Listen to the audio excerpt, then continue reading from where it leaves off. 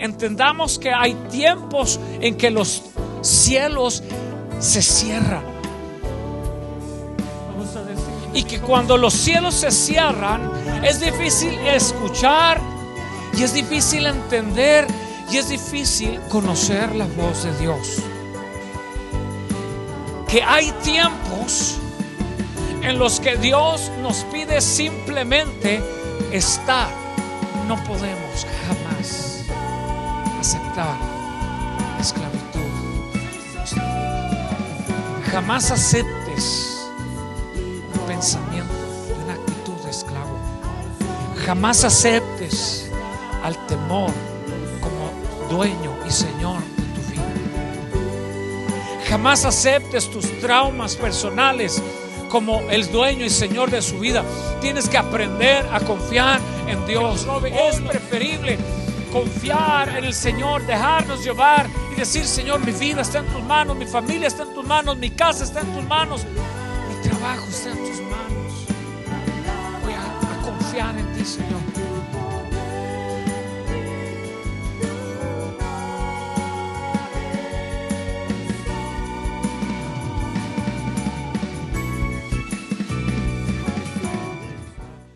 Yo traigo un mensaje de esperanza.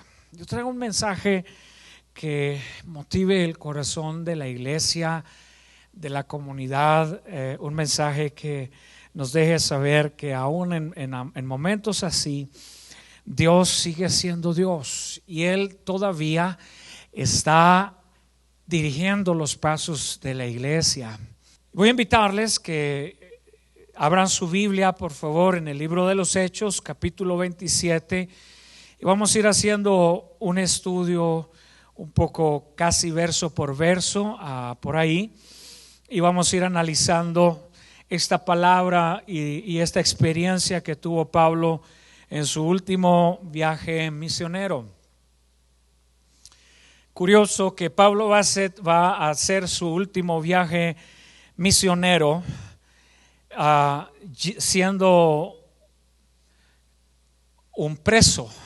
Ha sido arrestado y ha sido declarado para muerte Pablo, y entonces ahora Pablo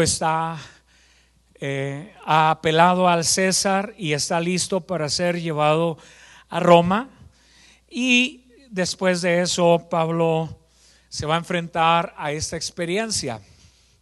Es curioso cómo Dios a veces nos va a llevar de los lugares en donde no queremos estar a los lugares que Él quiere que estemos. Y esa etapa no es fácil vivirla en realidad.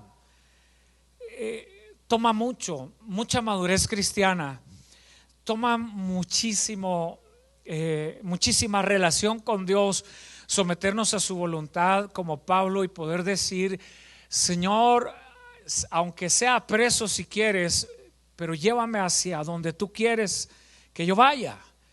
No quiero estar donde yo esté, quiero estar donde tú estés, y en ese proceso tener que enfrentar todavía todo esto que Pablo enfrentó.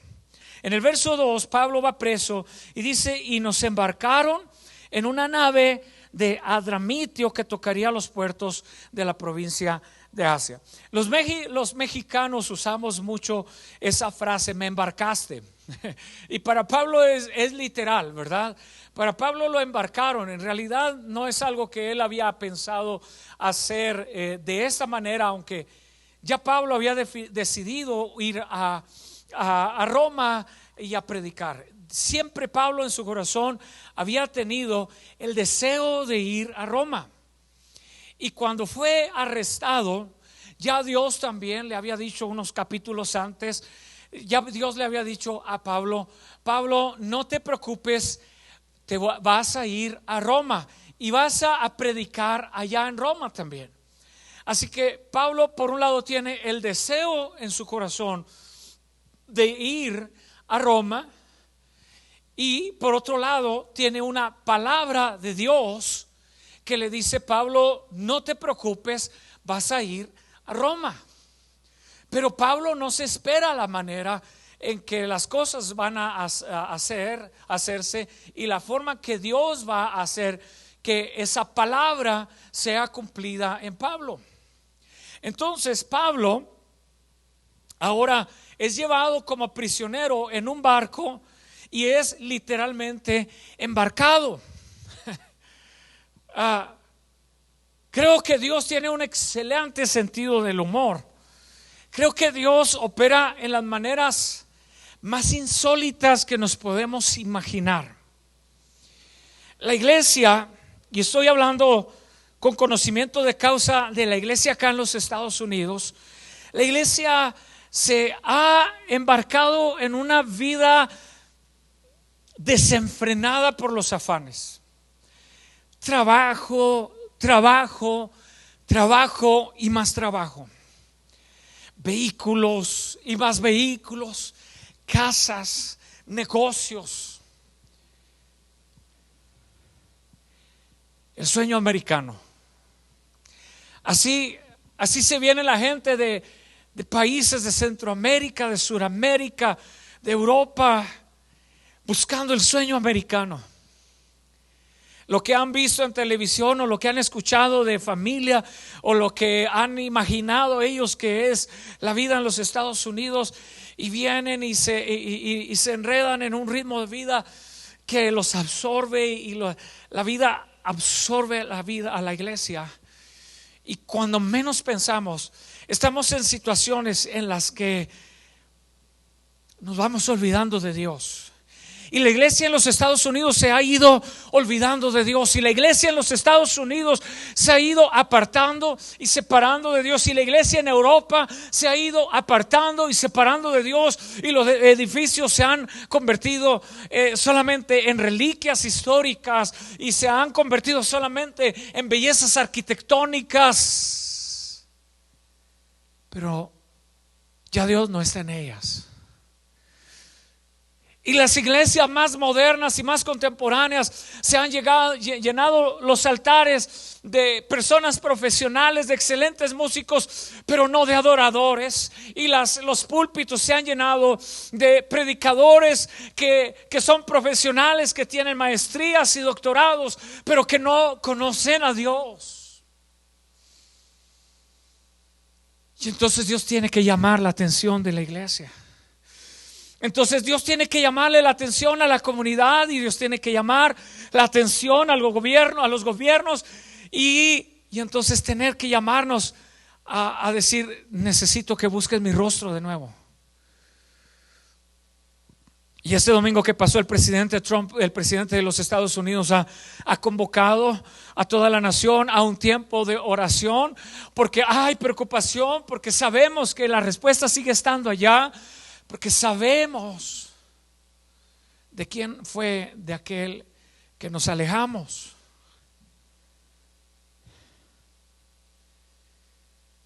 Y entonces Dios tiene que embarcarnos. Y entonces Dios tiene que meter a la iglesia a algo que la iglesia no estaba preparada, porque nadie dijo, yo creo que ninguno de nosotros dijimos: yo creo que me gustaría que este año 2020 llegara un gran virus que desestabilizara todo y nos moviera el tapete para que las iglesias estuvieran vacías y el pastor Jonathan estuviera hablándole a 3 personas en la audiencia, 4, 5, 6. Ya levantaron la mano. No lo planeamos. Pero Dios sabe cuándo es el tiempo de embarcarnos. Dios sabe cuando ya las cosas están más allá de lo que es correcto y de lo que es aceptable, y entonces Dios tiene que jalar un poco las orejas de la iglesia y de la comunidad y decir: hey, voltea, reacciona, piensa. Y entonces Dios nos tiene que embarcar, y dice Pablo en el verso 2: y nos embarcaron en una nave de Adramitio que tocaría los puertos de la provincia de Asia, y al zarpar iba con nosotros Aristarco, un macedonio de Tesalónica, y un día después llegamos a Sidón. Julio trataba a Pablo con mucha deferencia y le permitía visitar a sus amigos para que los atendieran, y de allí desplegamos velas y navegamos a Sotavento de Chipre porque teníamos el viento en la contra. Y una vez que la iglesia comienza a ser retada a un tiempo nuevo, y una vez que la iglesia empieza a ser retada a otro nivel de oración y a otro nivel de búsqueda del Señor, entonces la iglesia comienza a caminar, pero comienza a caminar así a Sotavento, comienza a caminar lento, comienza a caminar en incertidumbre. ¿Qué es lo que va a pasar? Ya no llevamos el mismo ritmo, ya no llevamos la misma velocidad, ya no llevamos la misma dinámica. Nuestros planes son estorbados porque vamos empezando a navegar a Sotavento, y los fuertes vientos comienzan a retar tus planes. Y tú pensabas irte a una universidad, y pensabas irte a estudiar, o pensabas abrir un negocio, o pensabas abrir una nueva iglesia, o pensabas abrir un nuevo ministerio, pero ahora traes el viento, vas navegando a Sotavento, y vas navegando lentamente, caminando con lentitud,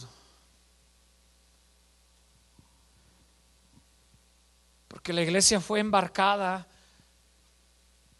en condiciones a las que no estaba preparada, y para lo cual no se había preparado,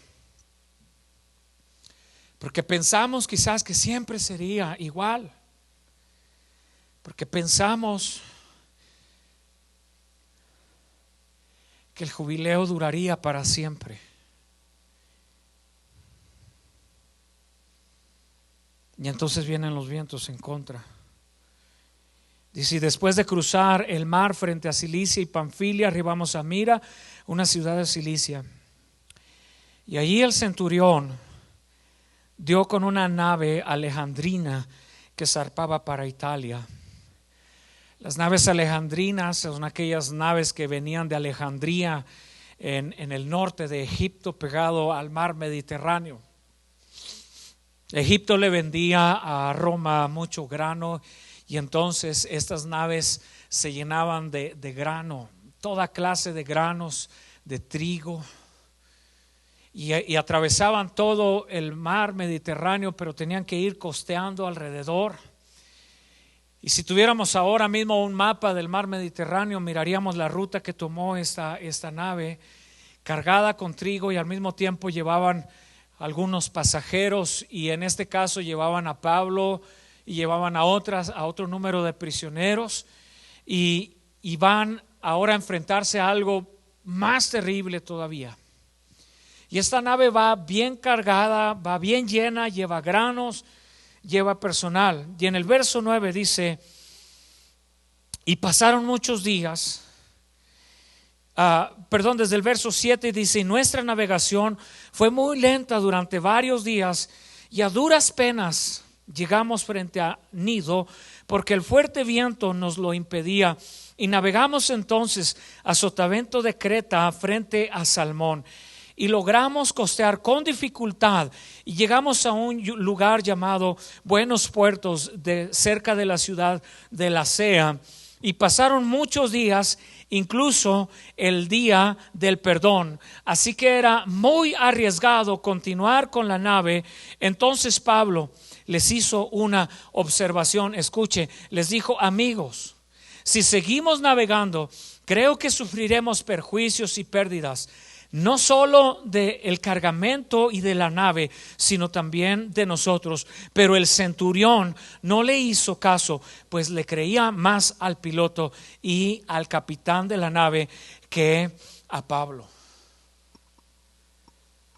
Veamos, analicemos un momento esto que está pasando acá. Pablo les dice que pasaron muchos días, y que llegó el día del perdón. Hay 3 fiestas importantes para el pueblo judío: la fiesta de la Pascua, la fiesta del Pentecostés y la fiesta del perdón. La fiesta del perdón toma lugar por allá en el mes de septiembre, octubre, quizás por ahí. Y entonces todo el mundo sabe, para el tiempo de Pablo, todo el mundo sabe, en el tiempo de esta historia, que no se navega entre septiembre y febrero. Ellos saben que son meses prohibidos para la navegación en el mar Mediterráneo. Son tiempos de lluvia, de mucha tormenta. Son tiempos en los que los cielos están cerrados. Atención con eso. Entendamos que hay tiempos en que los cielos se cierran. Y que cuando los cielos se cierran, es difícil escuchar y es difícil entender y es difícil conocer la voz de Dios. Que hay tiempos en los que Dios nos pide simplemente estar. No hay mucho movimiento. Estos son tiempos de cielos cerrados. Estos son tiempos en los que hay que estar en casa, en los que los hijos tienen que quedarse con papá, con mamá en casa, donde papá y mamá tienen que saber que ya no es tiempo para ir a los restaurantes, que ya no es tiempo para ir de compras al mall, que ya no es tiempo para ir a fiestas, sino que es tiempo de cuarentena, porque cada vez que salimos allá afuera corremos el riesgo de contaminarnos y luego llevar la contaminación a nuestra familia y después provocar más caos y más desastre. Y Pablo les va a advertir tanto al capitán como al dueño del barco y les dice: este es tiempo de cielos cerrados. Este es tiempo en el cual hay demasiada tormenta en los cielos. Y en aquel tiempo es evidente que no había GPS y que no había brújulas, no más que se dirigían por las estrellas y entonces podían navegar durante todo el mar Mediterráneo porque conocían la colocación de las estrellas y podían seguir la dirección. Pero cuando los cielos están cerrados por tormenta, no se pueden ver las estrellas, no se puede ver la luna, no se puede ver el sol. Y entonces los navegantes muy fácilmente pueden encallar, pueden naufragar, pero no solamente eso, se pueden enfrentar a tormentas como las que Pablo se va a enfrentar. Y Pablo va y les dice, este no es el mejor tiempo para zarpar. No solamente va a haber pérdidas materiales, sino que nosotros mismos estaremos en riesgo. Quiero decirle a la iglesia que hay momentos en que tenemos que aprender a ser sabios. Por supuesto que yo quisiera tenerlos aquí sentados y predicando. Por supuesto que yo quisiera poderlos tener acá. Se me hace raro tener que hablarle a tantas sillas vacías. Por supuesto que quisiéramos cerrar los ojos y tapar los oídos a las recomendaciones de las autoridades y decir, no, nosotros somos hombres de fe y el ángel de Jehová campa alrededor de nosotros y déjame, yo voy a hacerlo. Pero hay tiempos en que la iglesia tiene que entender con sabiduría que hay cosas que no debe de hacer. Y si nosotros no podemos entender eso, entonces no podemos entender tampoco esta experiencia que Pablo va a tener. Porque Pablo les dice a todos, hey, no lo hagan, no zarpemos, este no es el mejor tiempo para hacerlo. No salgas de casa, joven, no salgas de casa, hombre, mujer, si no es una situación importante. Pero el centurión no le hizo caso, pues le creía más al piloto y al capitán de la nave que a Pablo. ¿Qué viene después de esto? Dice, como empezó a soplar una brisa del sur. Tratemos de imaginar esto. El mar Mediterráneo es una especie de semicírculo. En la parte este del mar Mediterráneo está Israel. En la parte sur del mar Mediterráneo está Egipto, está África. En la parte noreste está lo que es Turquía. Y luego en la parte así noroeste está lo que ya es Europa, y está Roma, y está Italia. Y entonces esta nave va navegando, dando la vuelta alrededor, pero ya ha pasado Chipre, y Chipre es una pequeña isla que está en el centro, no precisamente en el centro, pero en el centro noreste del mar Mediterráneo. Y ahí está Chipre, y ellos ya han pasado por Chipre y ahora se encuentran justo en un lugar donde van a ser arrastrados por una tormenta. Pero aquí dice que como empezó a soplar una brisa del sur, empezó a soplar una brisa de la parte de Egipto, de la parte del norte de África, y como ellos van pegados a la costa norte del mar Mediterráneo, entonces esa brisa les favorece. Ellos comienzan a pensar que todo va a estar bien, porque esa brisa los va a mantener pegado a la costa. Y mientras más pegados a las costas ellos estén, más seguros estarán, porque no serán arrastrados al corazón del mar Mediterráneo, a donde podría haber grandes tormentas y donde podrían enfrentar un naufragio. Pero comienza a soplar esta brisa del sur, dice, y les pareció que el viento era adecuado, y entonces levaron anclas y se fueron siguiendo la costa de Creta. Pero al poco tiempo, eso pasa cuando dejamos de poner nuestra mirada en Dios. Al poco tiempo vino un viento huracanado conocido como Euroclidón, y dio contra la nave. Euroclidón es una palabra compuesta que quiere decir es un viento que viene del noreste. La brisa en la que ellos confiaron venía del sur, y dijeron: esta brisa nos va a mantener pegado a las costas. Aquí vamos a estar bien, no pasa nada. Pero de pronto, en un instante, la vida cambia. En un instante ellos se enfrentaron a algo terriblemente fuerte.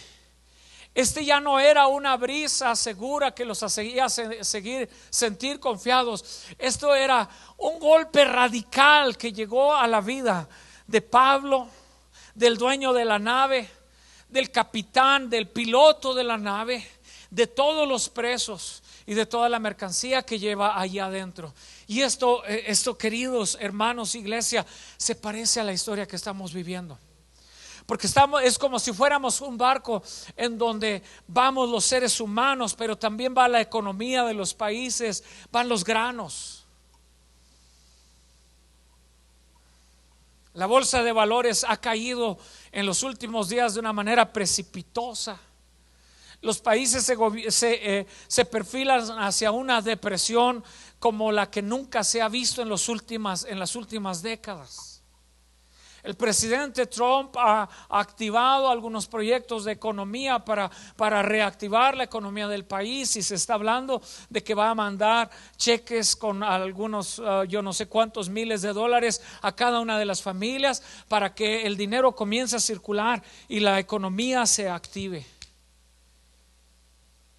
Y esto sucede cuando vienen tormentas inesperadas. Yo recuerdo todavía como el presidente Trump y el gobierno federal y los gobiernos de México y de otros países se ufanaban en las semanas pasadas diciendo: nuestra economía va bien, vamos fuerte, vamos creciendo. Nunca antes la bolsa de valores había estado como está. Pero era solamente necesario un pequeño soplo del noreste, un Euroclidón, que venga y mueva. Tenemos que entender que hay fuerzas superiores contra las cuales ningún gobierno, ningún ejército, ninguna potencia mundial puede. No importa si se llame Reino Unido, se llame los Estados Unidos de América, no importa si tenga el ejército más poderoso del mundo, no importa. Gracias.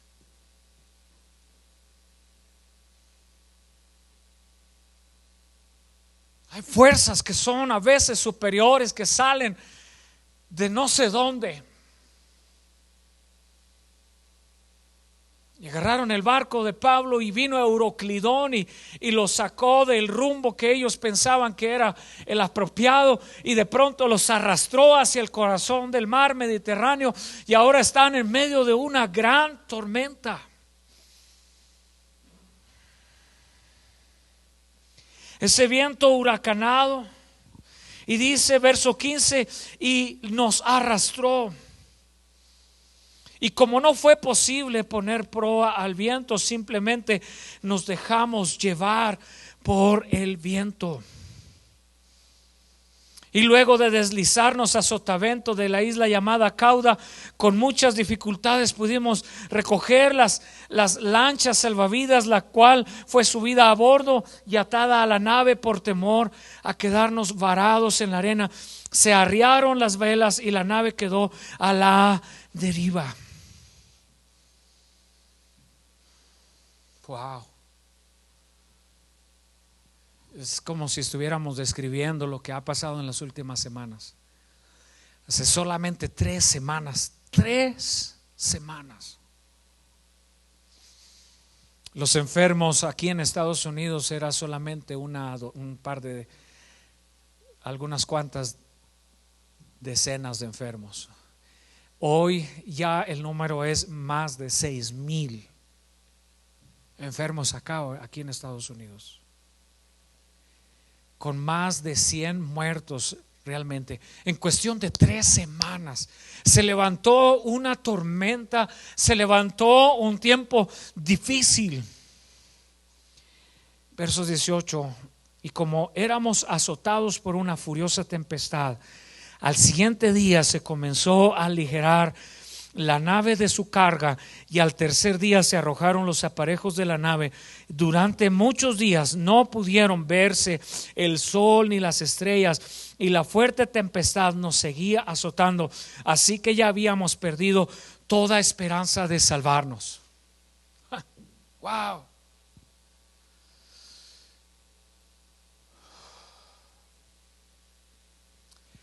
Realmente a mí me parece absurdo que hayan quitado la carga del barco.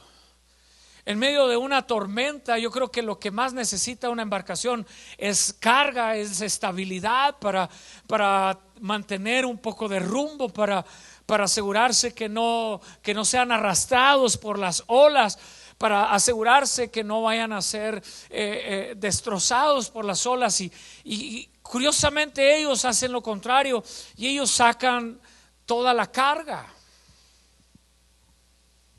Avientan el grano por la embarcación hacia el mar, y luego comienzan también a arrojar los aparejos de la nave, todos los instrumentos de navegación, porque en este punto ya no tienen otra cosa no más que soltarse y confiar en Dios. A este momento ya no les queda alternativa no más que a decir: no nos queda otra no más que soltarnos, que nos lleve la tormenta por donde nos quiera llevar, porque la otra opción para ellos era dejar que el peso de la nave los llevara, pero ahora a la otra costa, a la costa norte de África. Pero ellos sabían que si llegaban a encallar en la costa norte de África, podrían ser llevados como esclavos. Ellos sabían que si la nave encallaba en las costas del África, podrían ser apresados y a ser vendidos como esclavos en aquel continente y en aquella nación. Así que ellos rápido tienen que tomar una decisión: o somos esclavos o nos arriesgamos a confiar en Dios.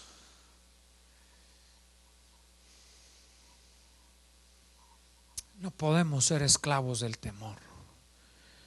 No podemos permitir que nos gobierne la duda, la incertidumbre, la inseguridad. No podemos permitir ser esclavos.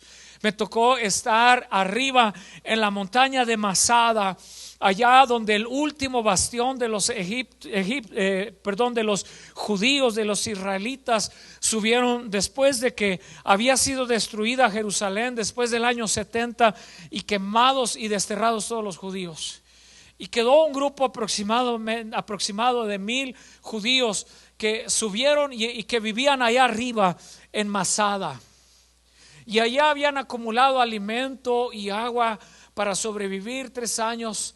Y cuando los romanos se dieron cuenta que los judíos estaban allá arriba, mandaron a escuadrones del ejército que acamparan alrededor del monte de Masada.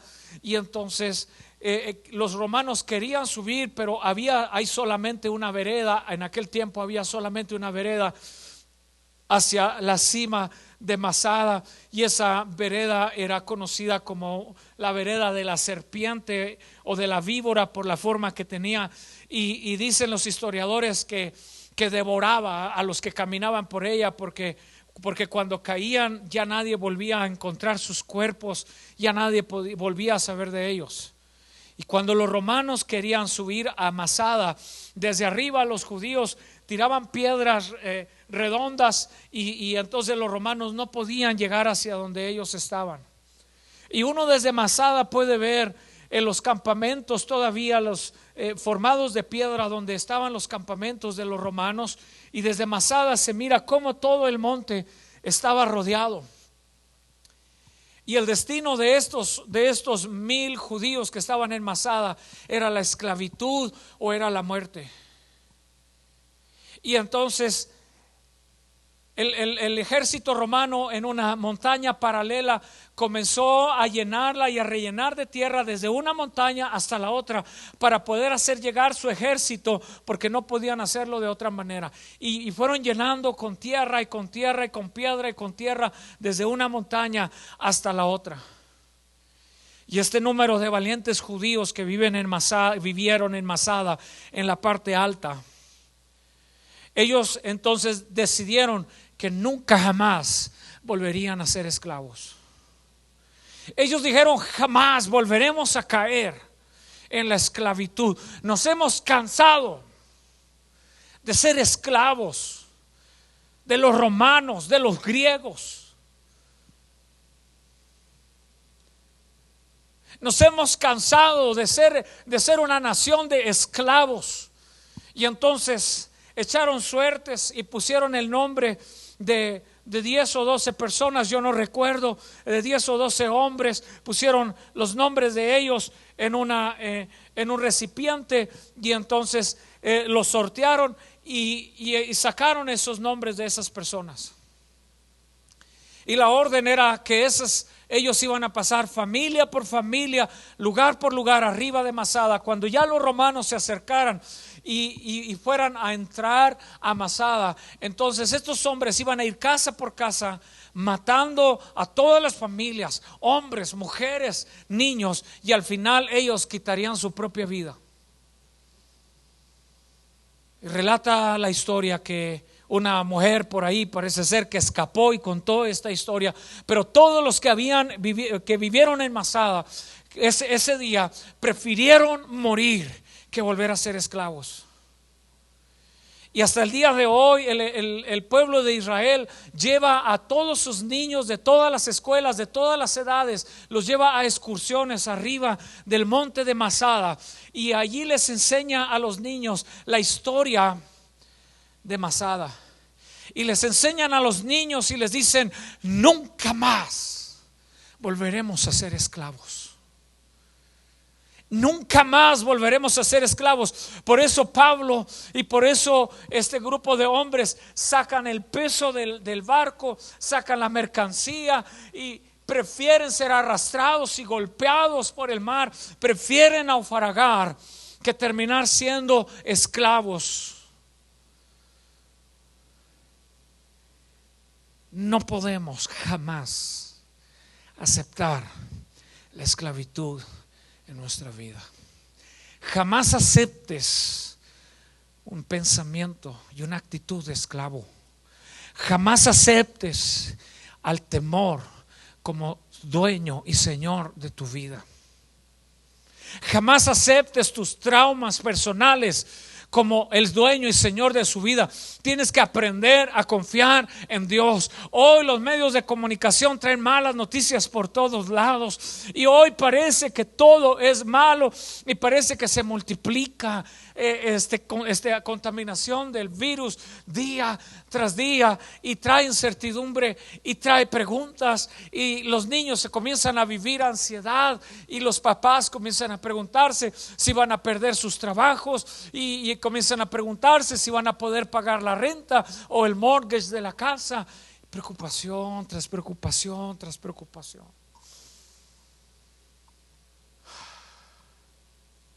Pero no podemos jamás ser esclavos del temor. No podemos permitirle al enemigo que nos robe. Es preferible confiar en el Señor, dejarnos llevar y decir: Señor, mi vida está en tus manos, mi familia está en tus manos, mi casa está en tus manos, mi trabajo está en tus manos. Voy a confiar en ti, Señor. Y termino con esto. En el verso 21 dice: y como hacía mucho que no comíamos, Pablo se puso de pie y dijo: amigos, ustedes debieran haberme hecho caso y no haber zarpado de Creta, y así se habría evitado este perjuicio y esta pérdida. Pero yo les pido que no pierdan el ánimo, pues ninguno de ustedes perderá la vida, solamente se perderá la nave. Escucha esto: lo sé, dice Pablo, porque esta noche ha estado conmigo el ángel del Dios a quien sirvo y pertenezco. Wow.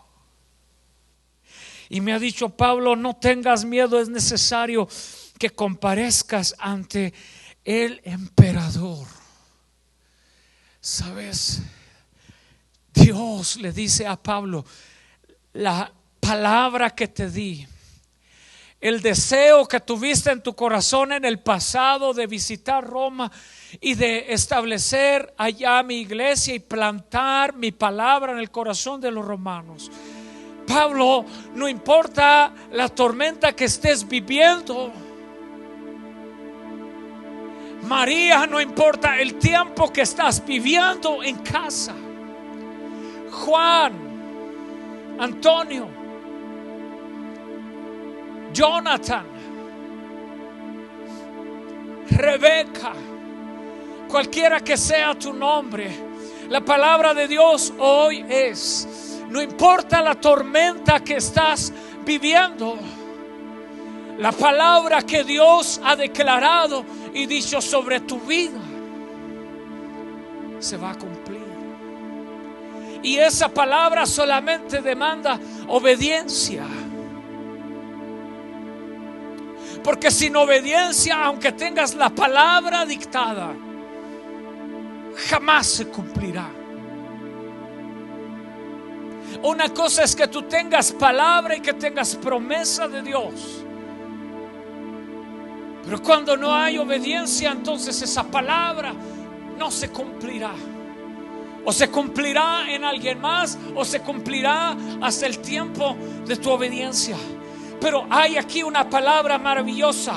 Señores, yo les pido que no pierdan el ánimo, pues ninguno de ustedes perderá la vida, solamente se perderá la nave.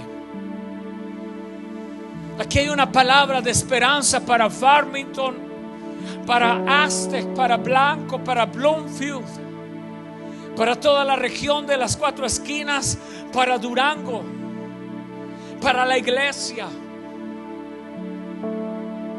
No pierdan el ánimo, pues ninguno de ustedes perderá la vida. Solamente se perderá la nave, solamente habrá pérdidas económicas, quizás solamente Habrá que volver a empezar en muchos aspectos de la vida, pero Dios todavía está a cargo. Pero Dios todavía tiene el control de tu vida. Entrégate a Él. Ahora que la nave empieza a naufragar, ahora que la nave comienza a fracasar, ahora que todo comienza a romperse, comienza a depender de Dios y a decir: Señor, aquí estoy. No pelearé contra ti. Y si tú no conoces al Señor Jesucristo, tú tienes que entregarle tu vida hoy mismo. No dejes para otro día lo que puedes hacer hoy. La palabra del Señor dice: buscad a Jehová mientras pueda ser hallado, y llamadle en tanto que está cercano. Deje el hombre impío sus caminos y vuélvase a Jehová, el cual tendrá de él misericordia. Iglesia, amigos, este es el tiempo de volver al Señor. Quizás ya estamos, no es quizás. Tengo que corregir y remover ese quizás de ahí. Ya estamos embarcados, navegando a sotavento, navegando contra los vientos y quizás luchando y quizás tratando de sobrevivir el día a día. Y luego viene ese fuerte golpe de Euroclidón que golpea y azota nuestra vida, nuestra barca, y se la lleva. Pero es ahí donde tienes que aprender a confiar en Dios, a creerle a Dios. A decirle: Señor, aquí está mi vida, voy a dejarla en tus manos.